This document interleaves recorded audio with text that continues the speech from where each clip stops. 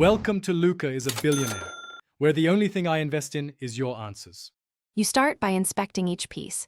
Check clasps, pins, and any worn plating so you know what to protect.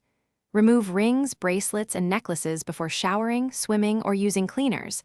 This prevents chemical and physical damage. Now prepare a mild cleaning station. A bowl of warm water, a drop of gentle soap, a soft toothbrush, and 2 microfiber cloths. Once set, soak for just a few minutes to loosen dirt. Make sure not to soak plated items too long. You'll clean methodically. Once soaked, use soft, short toothbrush strokes to dislodge grime around settings and chain links.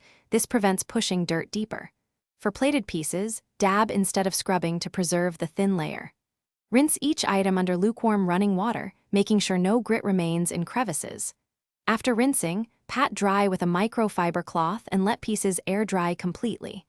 Once dry, lightly buff to restore shine. Make sure to avoid abrasive pastes or rough cloths that can scratch stainless steel.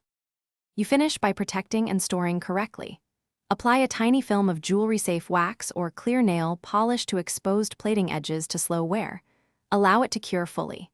Store each piece separately in soft pouches or anti-tarnish bags and avoid humid bathrooms because moisture accelerates spotting.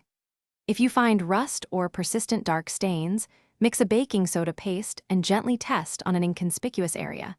If discoloration persists, make sure to consult a jeweler. That troubleshooting step saves pieces before irreversible damage occurs. Thanks for watching and please subscribe. It's the best investment you'll ever make.